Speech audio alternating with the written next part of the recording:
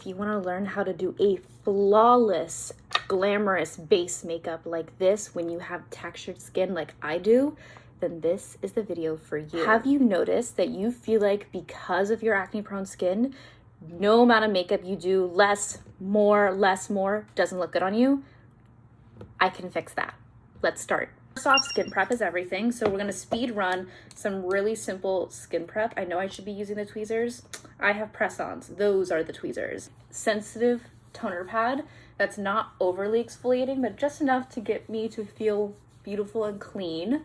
I'm gonna continue with my holy grail, the Lancome Genevieve serum. Boy, did it like help me clear my skin in like 2 weeks flat.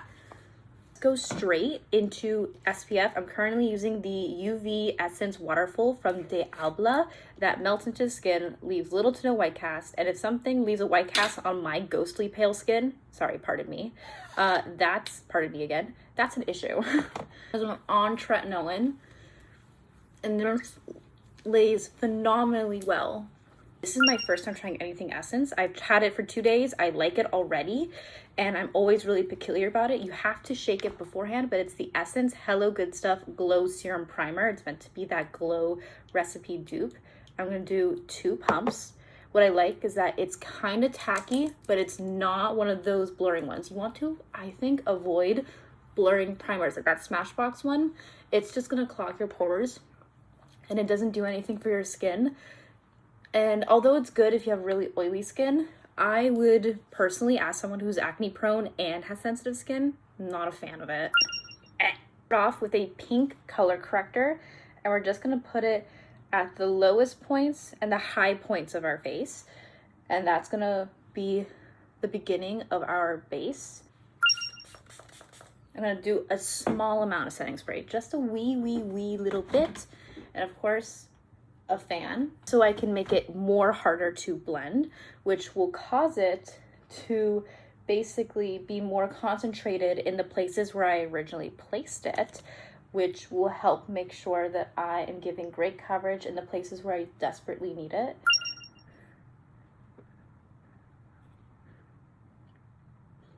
We're now going to take a little tiny bit of our Too Faced concealer. I use the color L1 Cool Peach, and I am going to actually put it a really small amount just below the eye sockets, by the eye right here, to create like a soft wing. And we're also going to do it on the outer corners.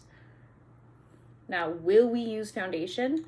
Maybe, but we're not going to use a lot. I want my jawline to basically be blended out first, so I can get a buttery consistency and get a more seamless blend that's more softer and airbrushed. So I'm gonna start with that. I'm going to take my Eco Tools concealer brush, and I'm going to tap everything on. And I'm gonna slowly, to prevent creasing, maneuver my way up to the eyelid. But I'm going to move my eye back and forth so I can get into the nooks and crannies, which will prevent creasing. I always love to say this, I could stop here, but I'm not going to. I am instead going to grab the Benefit, the Pore Professional Foundation in the color 9C Supreme. I'm gonna do half a pump. To take a flat dough brush like this, we're gonna work it into the back of the hand, and we are going to basically be strategic of where we cover. So what I'm going to do is I am going to actually see the parts of my skin that are the healthiest that I want to show, and then the parts that I don't want to show. So I'm going to start with the center here without blending out here. And I'm also going to be really light-handed by my cheeks, so I still see some of my skin texture coming through. Time to do, in a second, my version of transitional blush. It's just gonna require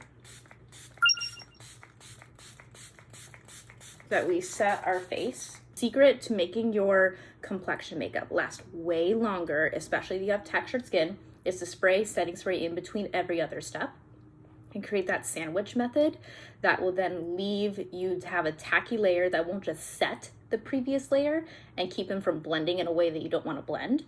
but also helping you just kind of centralize that as well. Now, if you say want your other products, your 2 layers in between to blend together, then you won't set. Instead, you will set afterwards. New brush, I mean. We are going to take a Morphe blush in the color Cheeky Thrills Beach Bonfire, and we're actually gonna start with the powdered version. And I'm gonna teach you how to do a transitional blush that looks phenomenal on you. And I want to start with a powder and then a liquid on top and see how they blend. And that's kind of a really cheeky thing to do. It only on the high points right here, and just so I have a base. Love a good baby pink, so we're gonna take the Statue Cheek Stain in with the color I'm Cute 01. Nice right and center. And you know what? I'll put a little here. Set very quickly, but I'm still going to try and work fast. And don't worry, we'll clean it up with not concealer, but actually with a finishing powder that's slightly tinted, and that will all make sense, I so promise. So we have the Morphe Finishing Cloud Light in Sunrise. It is a soft glow veil that is so incredibly gorgeous and gentle. We're not gonna be gentle with it, we're gonna use a puff. So we're gonna wisp. It's a finishing powder, it won't set, but it will make everything seamlessly blend. So we're gonna actually use it as if it's setting powder. So far looks really, really good. Like really, really, really phenomenal in my opinion. Go in right here in the inner corner, swipe outwards. Even though it's meant to be a Benefit dupe, I can confidently say that it does not stain. This was the tutorial, and I hope you all have a fabulous day. Ta-ta. And if you want more get ready with me tutorials along with my video essays, girl, continue the pages. If you want exclusive makeup tutorials once a month for subscribers on my Substack, I will have a makeup tutorial that is exclusive to the stack. See you guys on the flip side. Ta-ta!